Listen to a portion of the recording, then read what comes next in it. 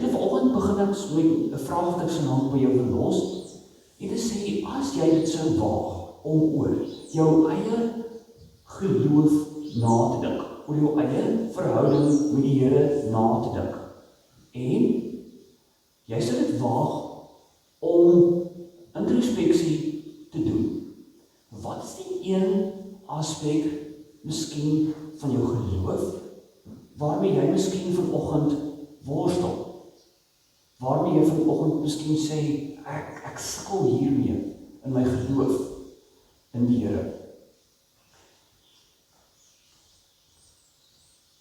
Ons aanvangswoorde vanoggend is die woorde van Jesus daar in Johannes 17 vers 15, want Jesus gesê, Vader, ek bid nie dat U hulle uit die wêreld moet wegneem nie, maar dat U hulle van die bose moet bewaar.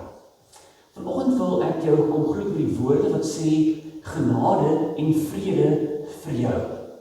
God se huis, God se hart, God se arms is wyd oop vir jou. Hoor vanoggend dat God jou raak sien, dat hy jou deur en deur ken, en dat hy vir jou kom sê, maar my genade en vrede is vir jou genoeg. Kom ons staan en ons hierop antwoord met 'n loflied.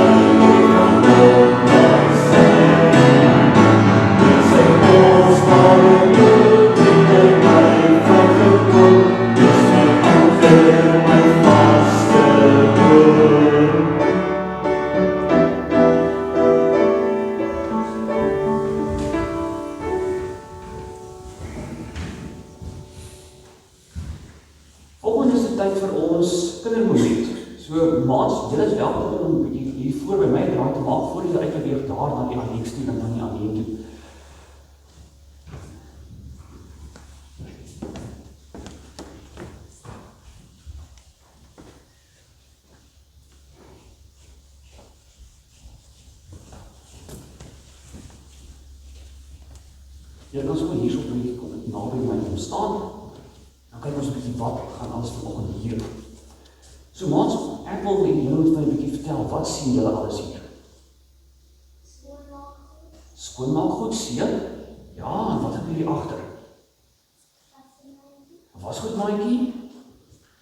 Ek sien hangers, was goed lyn, ek sien was goed pennetjies. So dan gebeur dit net daar by my, maar ek dink daar by julle huise ook, dat mens sommer maklik baie wasgoed het.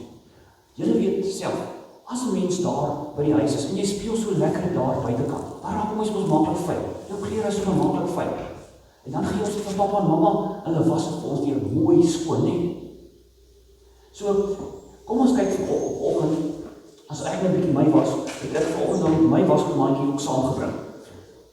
Nou nie om te kyk wat kan ons daarmee maak.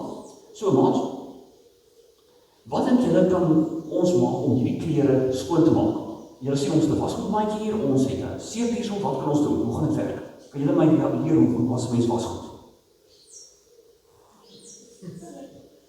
Ons het seep by, ja, en En dan,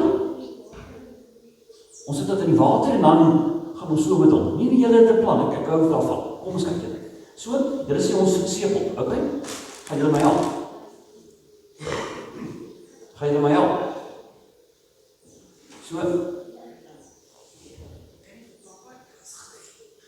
So, julle sê ons, wat is ons eerste staan? Nee, julle plan hier so.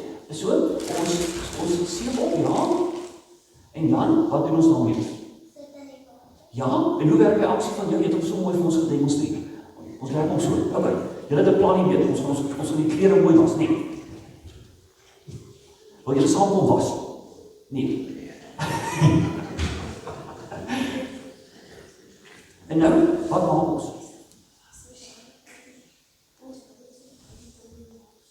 Okay, nee, ek kan sien julle help mooi nie huis. Julle help mooi nie huis. Papas en mamas, julle moet nou notas neem hierso, hulle kan julle kom help daar by die huis. So.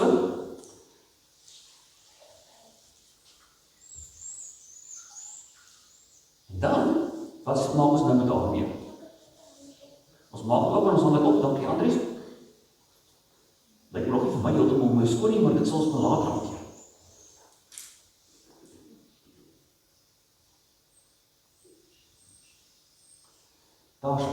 Nou kan dit lekker droog word, as die mis net nou daar weg is en die son kom op, dan kan ons klere ons lekker droog word. Nee. Okay, en dan het ons weer lekker skoon klere, en dan kan ons weer lekker buitekant gaan speel. Nou maat, wanneer ons dink aan wat die Bybel ons leer, dan leer die Bybel vir ons dat in ons lewens, in ons hartjies, kan het ook gebeur dat dit vuil word. Die Bybel noem dit sonde. Daai dinge wat ek kan dink, of ek kan doen, of wat ek kan sê, wat God se hart sommer ongelukkig maak. Wat sy hart seer maak as daai lelike dinge in my lewe gebeur. Maar nou maats, wanneer ons klere was, dan is dit vir ons maklik. Julle het my gesê, ons het net seep en water nodig, en ons vryf ons 'n bietjie so, ons droog hom uit, ons hang hom op, en sien daar sy skoon. Maar, as ons dink aan sonde in ons lewe, dan kan ons nie net winkel toe gaan en seep koop en dit by die water sit en self die sonde in ons lewe afwas. O nee maats, wat gebeur? Ek en jy kan nie ons eie sonde afwas nie. Maar die Bybel leer vir ons dat Jesus het aan die kruis gesterf om vir ons sonde die prys te betaal, sodat hy met sy bloed al die vlekke van ons sonde op ons lewe kan ons skoon was. So ek en jy kan nie ons eie sonde afwas soos ons klere met seep en water was nie.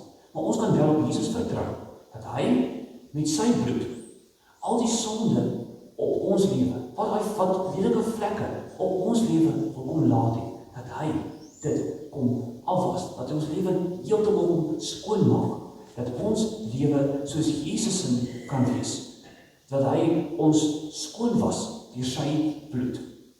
So maats, as julle weer daar van papa en mama help in die huis, en julle is gefliks om vir hulle te help, om daar van die vasgoed, dat julle kleertjies weer mooi skoon en reg is, dan onthou julle, dat Jesus het met sy bloed betaal aan die kruis, sodat my en jou sonde, wat ons lewe kon vlek het, skoon gewas kan word, wanneer ons in Jesus glo.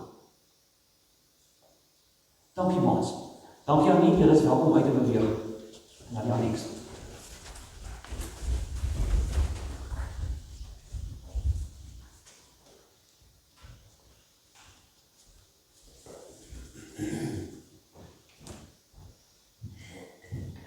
Jy is welkom om vanoggend jou Bybel oop te maak by Romeine 10, waar ons vanoggend saam met mekaar gaan lees.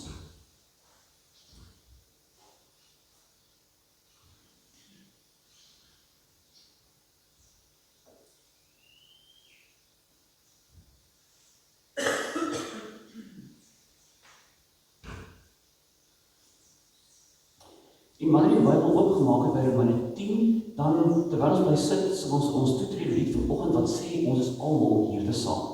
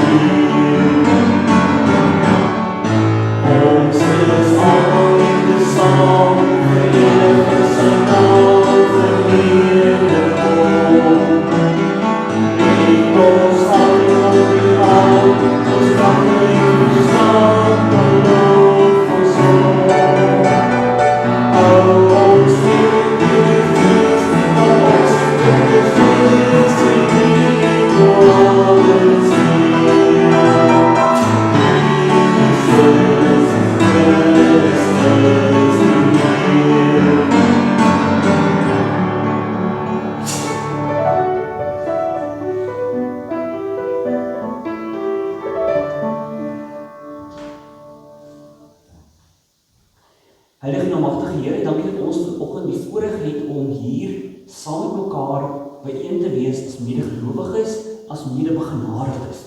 Here, dankie dat U ons innooi vir 'n ontmoeting met U. Dankie Here dat U genade vir ons genoeg is. En wanneer ons vanoggend met die woord gaan besig wees, Here, kom preek asseblief vir ons ook. Praat asseblief vanoggend met ons, U huis is geluister. Amen. Gesonde gesinne. So in ons week sover het ons saam met mekaar gesien dat Efesiërs 2 kom gee vir ons taal om te verstaan dat ons is 'n huisgesin van God. En Romeine 15 sê dat ons moet mekaar dan in so 'n huisgesin egter opbou. En in die taal van Efesiërs 2 het ons gesien maar die hoeksteen van so 'n gebou, dit is Jesus, die fondament, dit is dan ook die Bybelse lering. En dan is daar verskillende stene wat ons kan gebruik waarmee ons mekaar kan opbou. So ver in ons week het ons gesien, daar is 'n steen van woorde waarmee ons mekaar kan opbou. Ons het sover gesien, ons het 'n ander steen nodig wat sê vorm mekaar se geloof. En vanoggend gaan ons nog 'n steen van naderby bekyk wat ons nodig het om ons huisgesin van God saam met mekaar opgebou te word. Dit is wanneer ons vir mekaar kon sê, maar gesonde gesinne bely saam hulle geloof. En ons vind dit in Romeine hoofstuk 10, 'n leidraad wat ons hiermee kan help. Romeine 10, van vers 9. Want as jy met jou mond bely dat Jesus die Here is, en jy met jou hart glo dat God hom uit die dood uit opgewek het, sal jy verlos word. Want met die hart glo ons en so word ons regverdig verklaar. Met die mond bely ons en so word ons verlos. Want die skrif sê tog, elkeen wat in hom glo sal nie beskaamd staan nie. Dit maak inderdaad geen verskil of jy Jood of Griek is nie. Ons het almal dieselfde Here en hy deel sy rykdom aan almal wat hom aanroep. Want elkeen wat die naam van die Here aanroep sal verlos word. Hoe kan hulle hom dan aanroep as hulle nie tot geloof in hom gekom het nie? En hoe kan hulle in iemand glo van wie hulle nog nooit gehoor het nie? En hoe kan hulle hoor sonder enige iemand wat dit verkondig? En hoe kan hulle dit verkondig as hulle nie gestuur word nie? Soos daar geskrywe staan, hoe lieflik is die voetstappe van diegene wat die goeie boodskap verkondig. Nie almal het egter aan die goeie boodskap gehoor gegee nie. Jesaja vra immers, Here, wie het geglo toe hulle ons gehoor het? Die geloof kom dus uit die aanhoor en die aanhoor kom deur die verkondiging van Christus. Ons lees vanoggend net tot sover. So, as jy vanoggend hier is en jy sê maar ek is 'n belydende lidmaat van die NG Kerk, dan is jy deel van 'n groter netwerk van kerke reg oor die wêreld wat sê maar ons is 'n belydeniskerk. Maar miskien sê jy hier en wonder dieselfde asem, maar waarom dan soveel belydenisskrifte? Wat leer dit nou eintlik en hoe verander dit die manier wat ek glo? Waarom het ek nodig om hierdie belydenisskrifte te gebruik om te verstaan wat ek nou eintlik glo? So, in ons belydenisskrifte is daar 4 kernwaarhede wat ek vanoggend saam met jou weer van naderby wil bekyk. Die eerste kernwaarheid is die waarheid wat sê God kies my. En ons leer daarvan in die Dordtse leerreëls. En die sleutelwoord hiervoor is die woord uitverkiesing. Nou, die vroegste wat ons dit in die Nuwe Testament hoor, is die eerste geskrif wat geskryf is in die 4de vers in die eerste hoofstuk. Paulus skryf vir die Tessalonisense, broers, geliefdes, ons weet van julle verkiesing. Nou, wat gebeur hier? In die mees basiese vorm van Paulus, Ou Testamentaal wat gereserveer was vir God se volk in die Ou Testament. En nou pas hy dit toe wanneer hy 'n gemeente vir hulle 'n brief skryf in die Nuwe Testament, mense wat nie Jode is nie. En nou vat hy daai taal van die Ou Testament pas dit toe op hierdie mense wat in die Nuwe Testament tot geloof in Jesus kom. En nou sê hy vir hulle, maar ek weet, julle is ook verkies. Julle is ook ingesluit in God se mense in die Nuwe Testament, omdat julle in Jesus glo. Maar dan is daar nog 'n element wat ons vanoggend nie moet miskyk nie.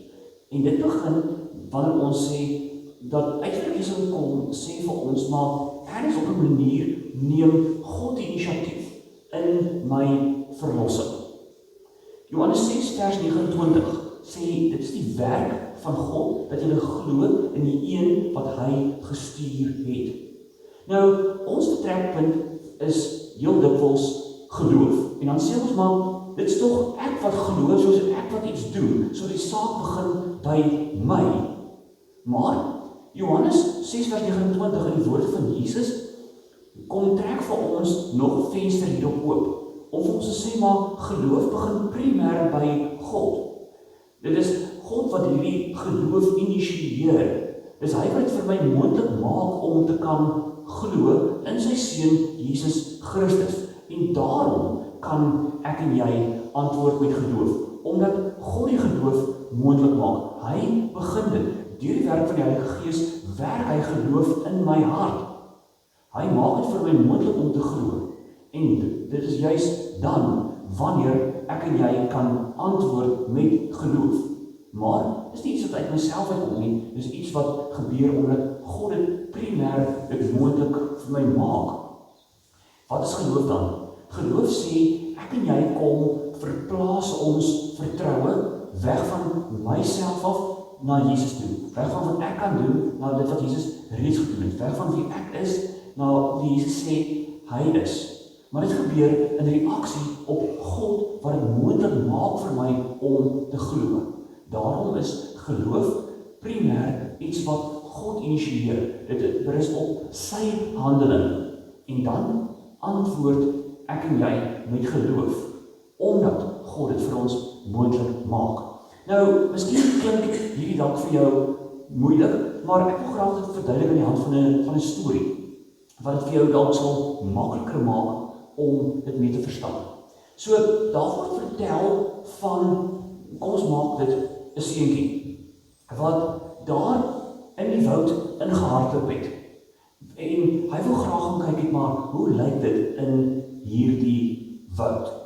Maar voor hy kon kry, kan hy nie meer sy pad in die woud uitkry nie.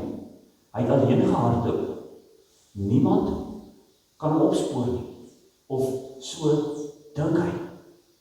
En wat gebeur? Toe hy dink, dis verby, draai hy om, en wat sien hy? Daar sien hy sy pa aankom na hom toe. En toe sy pa sien aankom na hom toe, roep hy uit, papa, ek het jou gekry. Maar wat het inderdaad eintlik gebeur? Die papa het hom gekry. Jy sien, dis hoe dit eintlik werk heel dikwels met geloof. Ek en jy, wanneer ons tot geloof in Jesus kom, dan sê ek, Here, ek gee my lewe vir U. Ek het U gevind. Maar in der waarheid is dit eintlik God wat my vind. En omdat God my vind, kan ek sê, Here, hier is ek, vat my huis toe. Ek wil graag huis toe kom. Nou, ek en jy kan ons na ons eie verhaal dink. Die Bybel leer vir ons dat ons word in sonde gebore. Ons kan nie ons pad uit die sonde uitvind nie. Maar, wat gebeur? Dan maak God 'n plan. Hy gryp in. Hy stuur sy seun om ons te kom soek in daardie sonde waarin ons verstrengel geraak het. Jesus betaal die prys, soos ons in ons boodskap vanoggend weer gaan ontdek, wat nodig is om ons met God te versoen. En dan, wanneer ons omdraai en hom sien, dan is ons reaksie heel dikwels, maar Here, ek het U gevind. Maar wat eintlik in die waarheid gebeur, is God wat eers my vind. En omdat hy my vind, omdat sy genade vir my genoeg is, daarom kan ek sê, maar Here, hier is ek. Vat my alles. Ek ek wil saam met u huis toe kom. So, wanneer ons dink oor wat ons glo en hoe ons glo, sê ons mekaar dat geloof is primêr iets wat God initieer in ons lewens. En daarom kan ons antwoord en sê, Here, hier is ek, neem my huis toe. Maar nou sit jy dan vanoggend hier en vra maar, hoe verskil dit dan van ander tradisies in die Christelike geloof? Ander tradisies beklemtoon graag die vertrekpunt, dit is ek wat moet glo. Maar in ons tradisie gee ons waar so tree terug en sê, maar ons sien ook in die Bybel die patroon raak, dat dit is God wat die inisiatief neem in mense se verlossing, en daarom kan hulle glo, in reaksie daarop, dat God die inisiatief neem. En daarom in ons gereformeerde tradisie beklemtoon ons juis dat God die inisiatief neem, dat hy dit vir ons moontlik maak om in sy seun Jesus te glo. En omdat hy die nodige doen, daarom kan ons antwoord met geloof en sê, Here, hier is ek, vat my alles, maak my u kind. Maar dan is daar 'n tweede aspek wat ek en jy nodig het om te oorweeg, as deel van die 4 kernwaarhede wat ons sê, ons geloof in die gereformeerde tradisie kan verklaar, wat ons saam met mekaar as gesonde huisgesin ook hier wil bely. En dit is die waarheid dat Jesus is God. En die belydenisskrif wat ons daarmee help, is die belydenis van Mesia.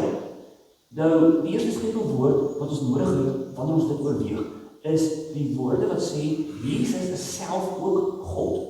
So, blaai terug na Johannes toe in die Nuwe Testament, en dan sien jy, in die begin was die woord by God, en die woord was self God gewees.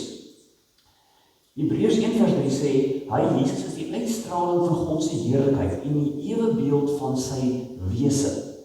So, terwyl ons in die Bybel altyd kan onderskei wie is God die Vader en wie is Jesus die Seun, hoor ons dat Jesus deel dieselfde Godheid as God die Vader. En daarom bely ons dat Jesus is self ook God. Maar dan is daar 'n sleutelwoord wat ons ook in die belydenis van Mesia vind, dat Jesus is ook mens. Filippense 2 kom help ons daarmee. Toe hy in vorm van 'n mens verskyn, het hy homself verneder deur die gestalte van 'n slaaf aan te neem en aan mense gelyk te word. Ja, hy was gehoorsaam tot die dood, ja, die dood aan die kruis. En so, nou verstaan ons dat omdat Jesus God is, het Jesus geen sonde nie. En daarom kan hy vir ons sonde betaal. Maar omdat hy 'n mens word, kan hy dan in die plek van my en jou as 'n mens, soos 'n mens gesterf het om dit te kan betaal. Met ander woorde, die belydenis van Mesia help ons om te sê dat ek het nodig om Jesus se godheid en sy menswording ten nouste by mekaar te hou en daaraan met alles wat er werd is vas te hou. Dat Jesus God is wat mens geword het. Dit is wat ons bely wanneer ons Kersfees vier. Dan onthou ons die woorde wat die aankondiging oor Jesus se geboorte gebring het. Dit het sê dat hy sal wees Immanuel. Dit beteken God met ons. Reeds in daai oomblik toe Jesus mens geword het, toe hoor ons dat Jesus is meer as net 'n mens. Hy is God self. En dan, wanneer is die hoogtepunt wanneer hierdie verklaring gemaak sal word? Na al die aanvanklike leidrade wat in Jesus se bediening gegee is oor Jesus se ware identiteit. Dan, wanneer Jesus aan die kruis sterf, dan is daar 'n Romeinse soldaat daar by die kruis wat sê hy was waarlik die seun van God gewees. En dan sterf Jesus nie net aan die kruis en roep uit tetelestai, dis volbring nie, maar Jesus staan ook op uit die dood uit. En hy oorwin die dood vir altyd. En dan sal mense, lees ons, net voor Jesus opvaar na die hemel, juis kom en hom aanbid. Want iewers skielik, na die kruisopstanding, is Jesus nie meer die Jesus van Nasaret nie, maar hy word nou aanbid as Christus die Here, omdat hy waarlik God is, wat mens geword het. Maar hoe verskil dit van ander godsdienste? Byvoorbeeld, die moslems ontken dat Jesus dan werklik God is, en Jode ontken dat hy werklik die gestuurde of die Messias is. Maar as ek ontken dat Jesus waarlik God is, dan het ek nie meer evangelie waardeur ek tot 'n saligmakende, 'n reddende geloof in Jesus kan kom nie. Daarom kan ek nêrens op 'n plek om waar ek kan kompromiteer daarmee om te sê, ek kan maar wegdoen om te glo dat Jesus God is nie. Nee, ek het nodig om ten nouste daaraan vas te hou, dat Jesus God is, sodat ek deur hom, deur sy werk aan die kruis, tot redding kan kom. Dan kan ons dus die derde aspek wat ons nodig het om vanoggend te verreken van die 4 kernwaarhede wat ons geloof in die belydenis beskryf, is die woorde wat sê, wat is my enigste hoop? Dit is waarmee die Heidelbergse katekismes ons kom help. Wanneer die Heidelbergse katekismes kom vra, maar wat is jou enigste hoop, of jy lewe of jy sterwe? Wat is die enigste ding wat jy hoop gee, of jy lewe of jy doodgaan? So kom ons oorweeg eers die sleutelwoorde van sterf en opstaan. En daarmee kom help Paulus ons in 1 Korintiërs 15 vers 3, wanneer ons lees, Christus het gesterf vir ons sondes volgens die skrifte. Letterlik in die Grieks, die perimoon, terwille van ons sonde het hy gesterf. Maar hy is begrawe en op die 3de dag opgewek volgens die skrifte. So, wat gebeur? Ek en jy kan nie vir ons eie sonde betaal nie. Net soos ons vanoggend alreeds in die kindermoment gehoor het. Ek en jy kan nie, soos ons met klere kan maak, seep koop, water neem en ons eie vlekke van sonde afwas nie. Nee, maar ek en jy kan glo dat Jesus aan die kruis gesterf het, die perimoon, terwille van ons sonde. En wanneer hy sterf daar in die kruis, dan neem hy die plek in wat ons toekom. Hy neem die straf, ons straf op homself, en wanneer hy daar hang aan die kruis, dan sterf hy in ons plek terwille van ons sonde, en hy oorwin die dood. En daarom, op grond van Jesus se sterwe en sy opstanding, kan ek en jy die deel kry aan 'n lewe met God. Nou, die sleutelwoord wat die Heidelbergse katekismes in Sondag 1 vraag en antwoord 1 gebruik, is die bloed van Jesus. Ons hoor daarvan in Efesiërs 1 vers 7. Deur die bloed van sy seun is ons verlos en is ons oortredings vergewe. Galasiërs 3 vers 11 sê dat niemand op grond van die wet voor God geregverdig word nie, is duidelik. So ek en jy kan nie iets doen om te sê, ek dink ek is eintlik alright. Ek gaan 'n paar goed doen en op grond hiervan kan ek tog seker maar gered word. Nee, ek en jy kan nergens op 'n plek kom, nie op grond van wat ons gedoen het nie, nie op grond van wat ek vandag doen nie, nie op grond van wat ek beplan om te doen voor die dag te sterwe kom, wat genoegsaam is om my vlekke van sonde, die stikkend en seer, die gebrokenheid wat sonde teweeggebring het, om skoon was nie. Maar Jesus kom en betaal met sy bloed aan 'n kruis. En waar hy daar hang en bloei aan 'n kruis, betaal hy wat nodig is om my en jou met God te kan versoen wanneer ons tot geloof in hom as ons Here en Verlosser kom. Dan kan ek skoon gewas word deur die bloed van Jesus. Dan kan al my vlekke van sonde van my lewe af uitgevry word, soos ons vanoggend in die kindermoment gesien het, wanneer ons die klere begin was. Jesus se bloed kom, hy kom en was my lewe dan heeltemal skoon. Hy reinig my, sodat ek dan deur God die Vader geregverdig voor hom kan staan. En dit is dan wat ons te mekaar sê, is ons enigste hoop. Want as die katekismes vir ons vra, wat is die enigste ding wat jy hoop kan gee, of jy lewe, of jy doodgaan, dan antwoord ons as volg. Dan sê ons, die enigste iets wat my hoop kan gee, of ek lewe, of ek doodgaan, is dat ek aan Jesus Christus my getroue verlosser behoort. Waarom? Jesus my sonde en skuld betaal, so die duiwel my glad nie meer kan oortuig dat ek 'n slaaf van sonde hoef te wees nie. Hy pas my so op, dat niks met my kan gebeur, waarvan God nie weet nie. Alles wat in my lewe met my gebeur, kan my nader aan God bring. Deur die Heilige Gees beloof hy my dat ek die ewige lewe het, en help hy my om te lewe vir hom. Maar jy hoor, wat is die hart hiervan? Van die woorde, die taal, wat die katekismus ons leer, en die hart hiervan is die bloed van Jesus wat my reinig van my sonde. En dit is waardeur ek met God versoen kan word. Dit is waardeur ek die lewe in hom kan kry. So, maar om dit dalk vir jou makliker te maak, nog 'n storie vanoggend. So, wanneer ek en jy dink daaraan dat ons maar dalk so maklik in die strik kan trap, dat ons iets wil byvoeg ten opsigte van ons redding, dan dink ek, help die volgende storie ons. So, oom Jan van Bloemfontein, en toe ek daar studeer het, het hy vir my eendag die volgende storie nog vertel. En hy het vir my vertel dat toe die eerste pogings om so 'n muffin mix te maak op die mark gekom het, was mense baie skepties hieroor.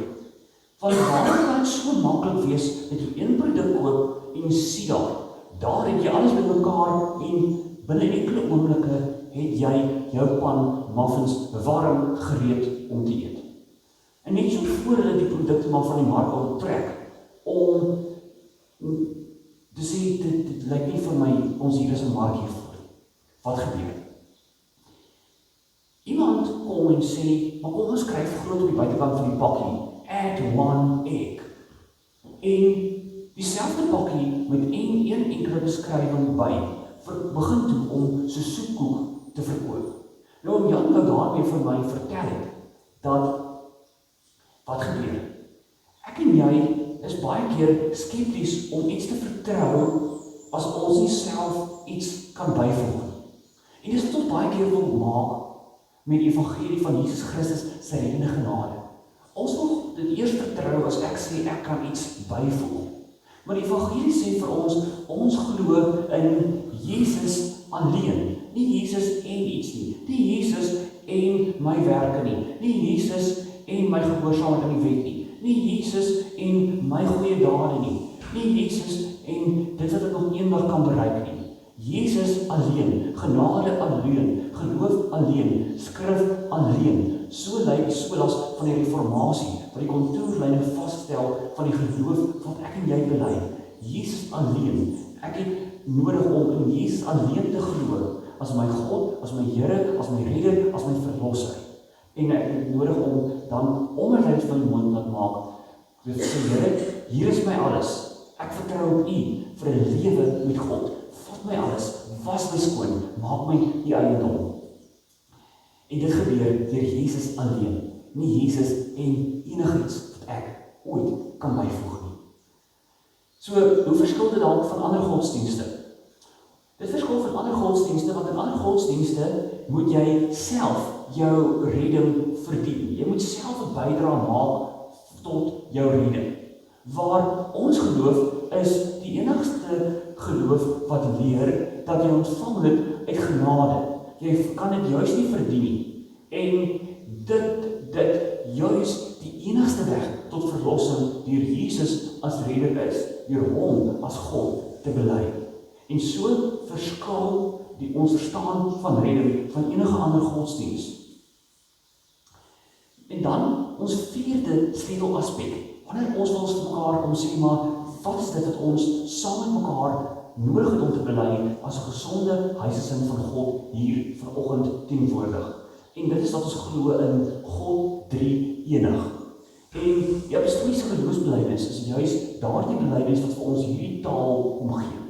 Die sleutelwoord is, wat ons dan uiteraard nodig het, is die woord drie eenheid. Nou, Johannes 14 vers 16 tot 17 gee vir my nog 'n stapel waarmee ek iets daarvan onder woorde kan bring. Hier is Jesus aan die woord en hy sê, ek Jesus sal die Vader vra en hy sal vir julle ander voorspraak, naamlik die Gees van die waarheid gee. So, ons sê ons glo in een God, wat homself openbaar as drie persone, naamlik God die Vader, Jesus die Seun en self God en ook God die Heilige Gees. So kortom praat ons dan van God drie enig. En dan sal ons mekaar sê so, maar kom ons neem 'n oomblik en fokus in op die sleutelwoord in hierdie belydenis, naamlik die Heilige Gees. In Johannes 14 vers 16 tot 17 lees ons in die 2020 vertaling die parakleet, dit is die direkte vertaling vir die Griekse woord parakletos aon, die parakleet, die Heilige Gees, wat die Vader in my naam, dit wil sê Jesus se naam, sal stuur. Hy sal julle in alles onderrig en julle aan alles herinner wat ek vir julle gesê het. Want jy sien, dikwels as ons dink aan wie is God die Vader, dan sê ons maar, ons weet hy is ons skepper, wie is Jesus die Seun, hy is ons verlosser. Maar wie is die Heilige Gees? En dan is dit gewoonlik wanneer ons so 'n bietjie met ywer antwoord. Maar wat is die werk waarmee die Heilige Gees besig is? Nou, ons kan vir mekaar sê dat die Heilige Gees het nie 'n ander agenda as om God die Vader se verlossingsplan deur Jesus te realiseer, Jesus aan ons voor te stel of geloof in ons te werk nie. Ons kan nooit op 'n punt kom waar ons die Heilige Gees se werk los kan maak as van die agenda van God se verlossing deur Jesus nie. Maar die Heilige Gees kom juis om in ons harte te bevestig wie is Jesus, om vir ons die sekerheid oor die geloof wat ons bely in ons te gee. Daardie sekerheid dat ek 'n kind van God is, dat ek die ewige lewe sal beerwe, dat sy genade vir my genoeg is. Dit is wat God dan deur die Heilige Gees in my kom doen. So, nou, toets dit so 'n bietjie aan die apostoliese geloofsbelydenis. As ons die 12 artikels van die apostoliese geloofsbelydenis beweeg, dan sien ons in daardie 12 artikels die volgende gebeur. Ons sê ons glo in God die Vader, die Almagtige, die Skepper van hemel en aarde. Ons sê ons glo in Jesus, die gebore in die maagd Maria, wat gelei onder Pontius Pilatus, wat gekruisig is, wat gesterf het, wat begrawe is, wat ter helle neergedaal het, wat opgestaan het uit die dood, wat opgevaar het na die hemel en sit aan die regterhand van God, die Almagtige Vader, van waar hy sal terugkeer om te oordeel oor die wat lewe en die wat reeds gesterf het. Want dan sê ons mekaar, ons glo aan die Heilige Gees. En dan sê ons mekaar dat ons maar die belydenis stop seker daar. Dan luister ons die volgende woorde mis. Ons glo in een heilige algemene Christelike kerk, die gemeenskap van die Heiliges, die vergewing van sondes, die opstanding van die vlees en die ewige lewe. Want jy sien, dit wat daar in die belydenis volg op die Heilige Gees, kan ons juist verbind aan die werk van die Heilige Gees. Want die Heilige Gees, glo ek, is teenwoordig in 'n wedergebore kind van God se lewe. En wat ook heel moontlik deel vorm van die kerk. Ons sê dat die vergifnis van sonde, die sekerheid dat my sonde vergewe word, daardie sekerheid dat God my sonde vergewe, dit is iets wat God deur die Heilige Gees in my hart werk. Ja, ons hoor, die Heilige Gees is nie net betrokke in die opstanding van Jesus nie, maar die Heilige Gees gee ook vir ons die sekerheid dat van my eie opstanding uit die dood, wanneer ek in Christus sterwe sal kom. En die Heilige Gees gee ook aan my die sekerheid dat ek die ewige lewe sal hê wanneer ek in Jesus glo, my sonde bely en ek weergebore is deur sy handeling. Dan leer die Bybel ons ook dat ek die sekerheid van die ewige lewe kan hê. Soos ons ook alreeds in die laaste deel van die Heidelbergse Katekismus se Sondag 1 vraag en antwoord 1 gehoor het. So, ek onthou dat in 'n boodskap nog van 'n oorlede dominee Etienne Maritz daar in die Vrystaat wat ek as 'n student geluister het, hy het dit as volg verduidelik. Hy het gesê dat die Heilige Gees het nie gekom om ons sekere ervarings in die liggaam te gee, maar om Christus aan ons voor te stel. En ek dink dit is juist hierin wat ons soms van ander tradisies verskil. Want ander tradisies wil graag die Heilige Gees eksklusief aan sekere liggaamlike ervarings verbind, of die teenwoordigheid van die Heilige Gees verbind slegs aan sommige gawes wat almal ewe skielik moet hê, terwyl Paulus vir ons duidelik in 1 Korintiërs 14 sê, maar God gee deur die Heilige Gees gawes aan mense soos hy wil. Gawes is nooit iets wat ek en jy kan manipuleer, koop of selfs verkoop nie. En as jy ooit by so 'n kerkgenootskap kom, as jy so 'n boodskap wil gee, dan wil ek vir jou sê, dat jy dalk rede om bekommerd te wees. Ek kan die Heilige Gees se werk nooit primêr losmaak van die realisering van God se verlossingshandel in Christus nie. En daarmee saam hoor ons van bedieninge, gawes, kragtige werkinge, hoe die Heilige Gees kan werk reg deur die Nuwe Testament. Want dan het ons nodig om te gaan toets. Kom dit ooreen daarmee met die werk van die Heilige Gees wat Jesus se verlossingshandel bevestig en kom dit ooreen met die ware boodskap van die Nuwe Testament. In plaas daarvan om net op sleeptou geneem te word deur 'n ander tradisie wat so graag ervaring bokant my verlossing wil prioritiseer. So vanoggend wil ek vir jou vra, maar wat glo jy? Want as jy hier sit en sê maar ek is 'n beleidende lidmaat van die Nederduitse Gereformeerde Kerk, dan glo ek dit wat ek vanoggend hier sê is vir jou dalk waarskynlik niks nuut nie. Maar dit kan gebeur dat ek miskien papierbelydenis het of het ek 'n hartsbelydenis.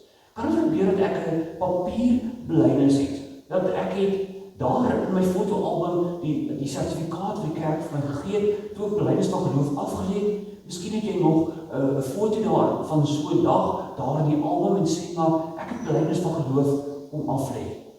Maar soos jy vanoggend hier sit, is daardie belydenis steeds die belydenis van jou hart. Dat jy kan sê maar ek weet verseker, ek behoort aan Jesus. Nou, die klassieke manier hoe mens dit heel dikwels mekaar se kon vra om te bevestig, maar waar staan ek met die Here? Is ek gereed om hom te ontmoet? So wees die vraag om te sê maar as ek vandag te sterwe sou kom, is ek seker dat ek behoort aan Jesus? Is ek seker dat ek die ewige lewe saam met Jesus sal beerwe? En as jy vanoggend hier sit en jy sê, maar Jana, nou wat jy vir my sê, tref dit vir my, ek weet nie so mooi nie. Wil ek jou uitnooi om my te skakel en ek sal graag met jou op pad daarmee saam wil stap, om vir jou te verduidelik, maar hoe kan dit gebeur dat jy ook seker kan wees van jou kunskap van God? Maar miskien sit jy vanoggend hier en sê, maar ek is seker. Dan wil ek jou sê, die uitnodiging is daar, gaan leef hierdie seker. Gaan maak die evangelie hoorbaar, sigbaar, tasbaar, so die wêreld dit kan glo. Want jy sien, daar is net een weg tot verlossing. Ons leef in 'n wêreld wat graag vir ons wil vertel, so alle paaie lei maar na Rome. Maar uit ons vuursleutelwaarhede sou die boodskap vanoggend hard en duidelik weer klink het. Daar is een weg tot verlossing deur Jesus Christus. Net hy kan my red. En julle, daar is mense wat daagliks rondom ons sterwe kom sonder Jesus. En het dit nie dalk tyd geraak dat ons dit weer van vooraf behoorlik kan prioritiseer, om te sê, maar die boodskap van Jesus moet ons met ander mense deel. Ja, ek kan nie namens hulle keuses maak oor hoe hulle lewe leef, of wat hulle besluit om met die evangelie boodskap te maak nie, maar ek het die opdrag gekry by Jesus, reg voor sy hemelvaart, dat die evangelie vertel moet word, dat ons vir mense moet gaan vertel van Jesus Christus se reddende genade. Hy stuur ons, hy gee vir ons die krag van die Heilige Gees, Handelinge 1 vers 8, om te sê, maar julle sal krag ontvang wanneer die Heilige Gees oorkom, en dan sal julle my getuies wees.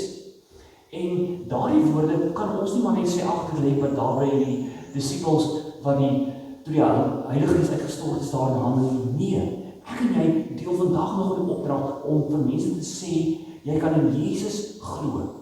En mag ons dit begin prioritiseer asof vandag ons laaste dag is om dit te doen. So min tyd ons het om vir mense te sê, maar Jesus leef, wil jy nie jou lewe aan hom oorgee nie. Jesus het sy alles vir jou gegee, maar hy vra van jou alles om hom te volg. Wil jy nie reageer op God se uitnodiging en dan daardie uitnodiging na ander mense toe neem nie? Want as jy seker is, wil ek jou uitnooi, gaan vertel. Miskien sê jy hier en sê, ek het nou nie soveel teologiese boodskap nie. Maar gaan vertel wat het die Here in jou hart gedoen. Gaan vertel vir iemand die sekerheid wat jy het. Hoe lyk jou hoop? Hoe klink jou hoop ons Here Jesus? Hoe hy jou lewe verander het.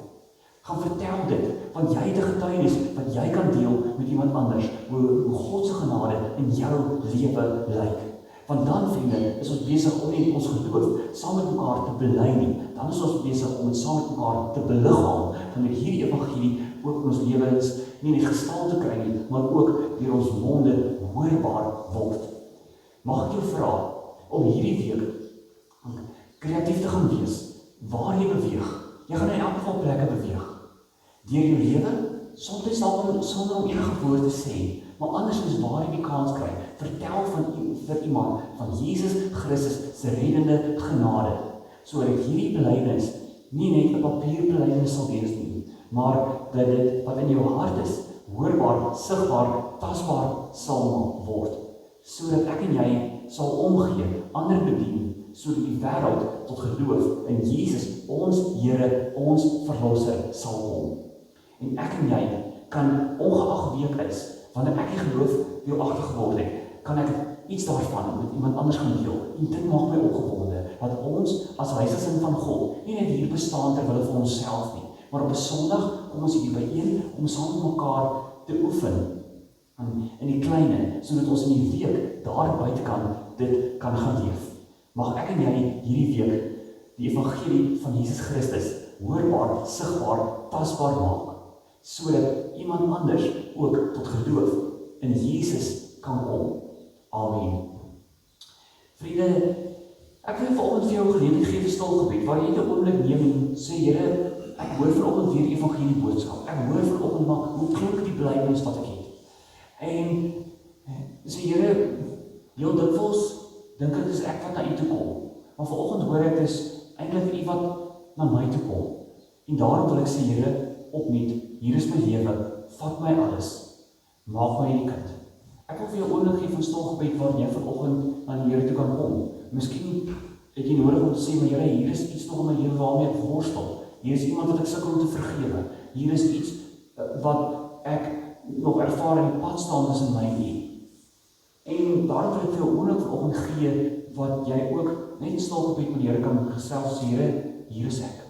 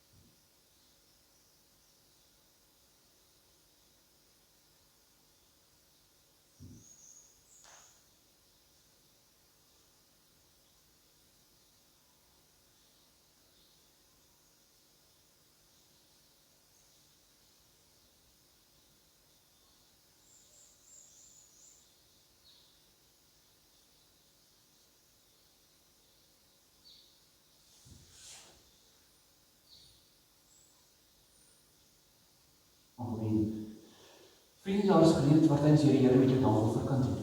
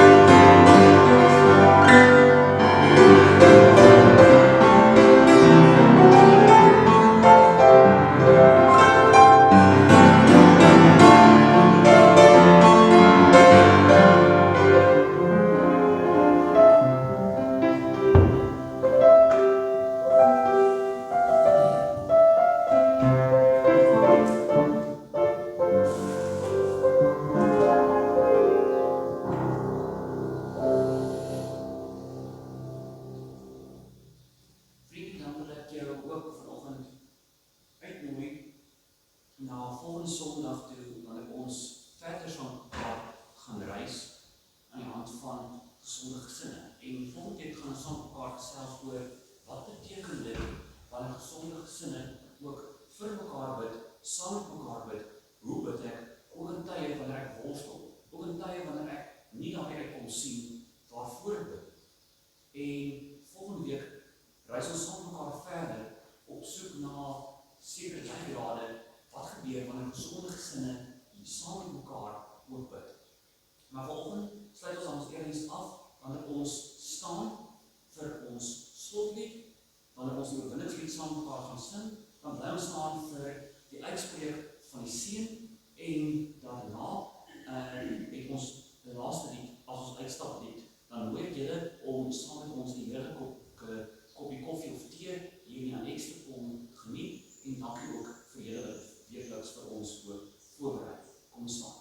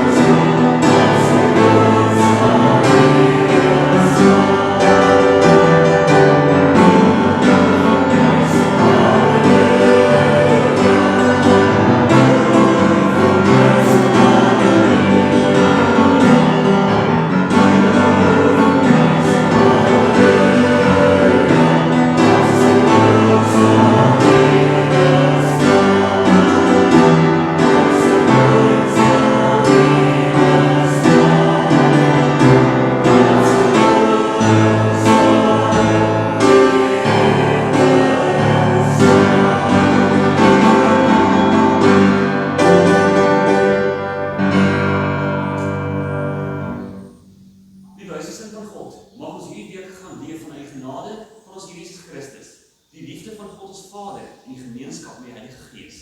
Amen.